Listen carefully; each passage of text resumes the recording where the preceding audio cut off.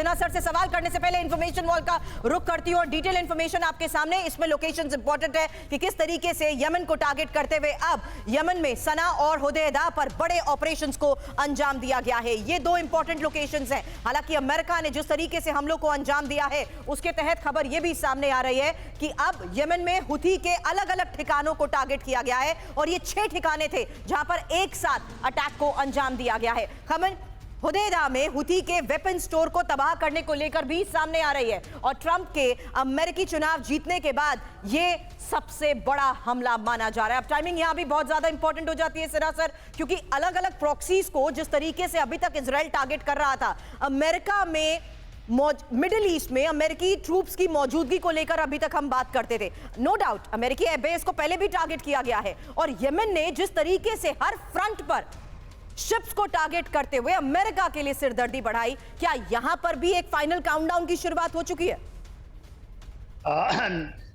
सुरभि देखिए, ये एक अमेरिका ने तो इसको जनवरी के बाद 15 नवंबर पिछले साल जब आप देखती हैं तब ये ज्वाइन किया था, यमन आया था इन हमास के सपोर्ट में। उसके बाद जनवरी में ऑपरेशन जो प्रॉस्पेरिटी गार्डन है जिसमें अमेरिका लेड है, उसमें यूके भी उसके मदद दे रहा है। 12 कंट्रीज थे मगर 2 ही अभी इफेक्टिव हैं।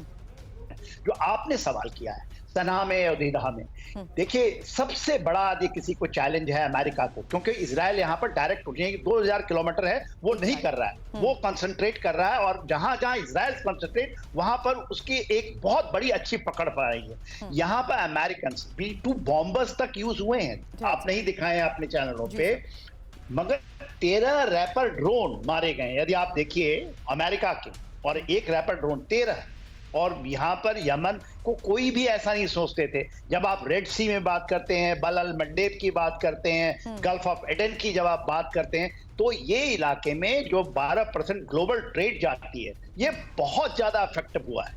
अमेरिका के लिए यदि सबसे बड़ा चैलेंज वेस्ट एशिया में है तो मिडिल ईस्ट में तो यही चैलेंज है।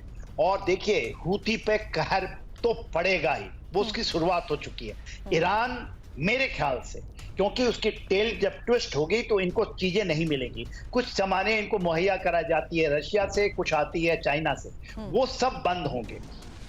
अभी आपने जो सवाल किया कि क्या सबसे ज्यादा इसके ऊपर होगा, 100% होगा। और ये देखिए हूती के केवल नहीं, जो नॉर्थ वेस्ट का इलाका, जो सना की इलाका, हुदैदा की इलाका आप बात कर रही हैं, बल अल मंडेब का एक आइलैंड भी इंपॉर्टेंट है। ये सारे चीज, क्योंकि ये भी एक उसी तरह के फोर्सेस हैं, एक का हिस्सा है। और यमनी का जो एक्चुअल कंट्रोल होता है, जो अभी वो एडन में है, जो उनका एक्चुअल कैपिटल, सना उनका एक्चुअल कैपिटल था, उसको शिफ्ट करके एडन लाया गया। तो ये भी सऊदी फोर्सेस, और ये गलत हुआ था अमेरिका में बाइडेन साहब के आने के बाद, जो हूती इतना ज्यादा प्रबल हुआ है। हाँ जी। तो ये तो इसकी यही कंट्रोल, इसके लिए पूरा विश्व ऑपरेशन प्रॉस्पेरिटी गार्डियन में 12 नेशंस ने किया है, जिसमें भारत भी शामिल है, और भारत ने कुछ चलाए थे जी। मगर आप वेस्ट एशिया में आप कल्मिनेशन ऑफ ऑपरेशन देखेंगे तो इसी इलाके में होगा और हूती का खात्मा होना तय है।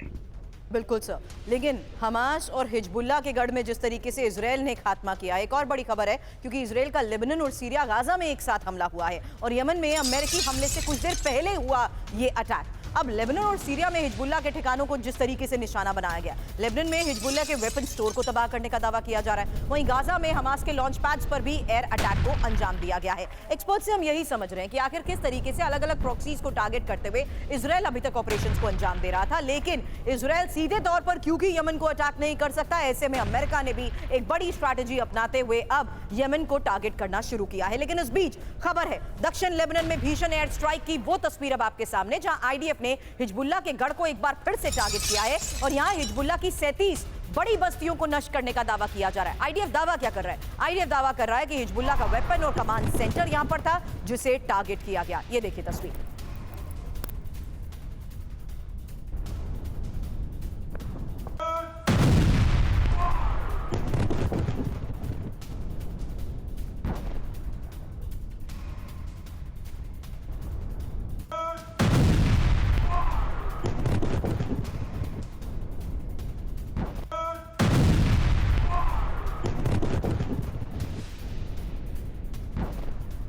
क्योंकि अब ये इजरायली मिलिट्री बेस पर बड़े हमले को लेकर खबर और तस्वीर सामने आई है। एक तरफ जहां हिजबुल्लाह के गढ़ में हमलों को अंजाम दिया जा रहा है, वहीं हिजबुल्लाह इजरायली बेस पर रॉकेट अटैक को अंजाम दे रहा है और अल अबाद मनारा बेस पर ये रॉकेट अटैक हुआ है। किरियत शिमोना में भी हिजबुल्लाह ने रॉकेट दागे हैं। 5 इजरायली बेस पर रॉकेट हमले का ये दावा किया जा रहा है।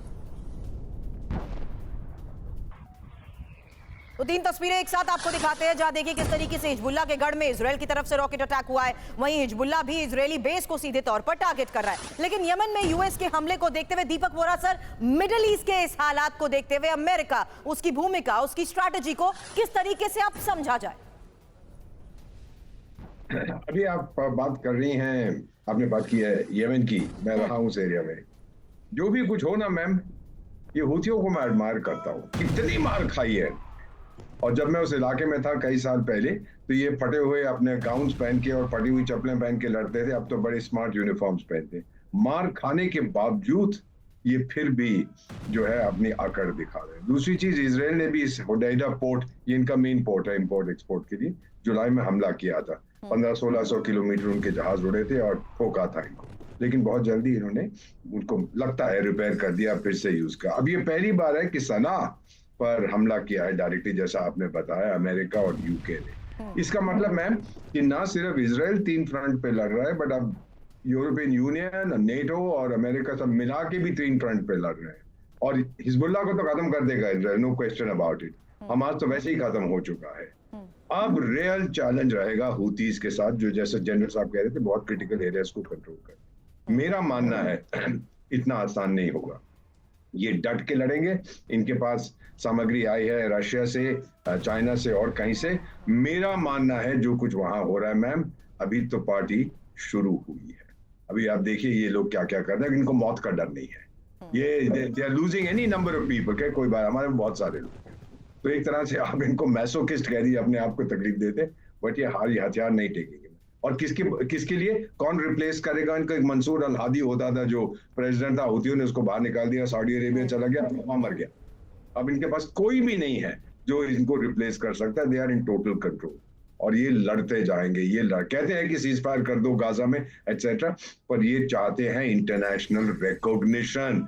दुनिया का हूथी साहब आप बड़े अच्छे हैं, आके संयुक्त राष्ट्र संघ में बैठ जाओ। That is there. But sir, I think इस बात को उससे भी जोड़ा जाए, जब हम आपसे ये सवाल करते थे कि किस तरीके से मिडिल ईस्ट के इस हालात को देखते हुए प्रॉक्सीज को और ज्यादा एग्रीवेट और इग्नाइट करने की कोशिश की जाएगी।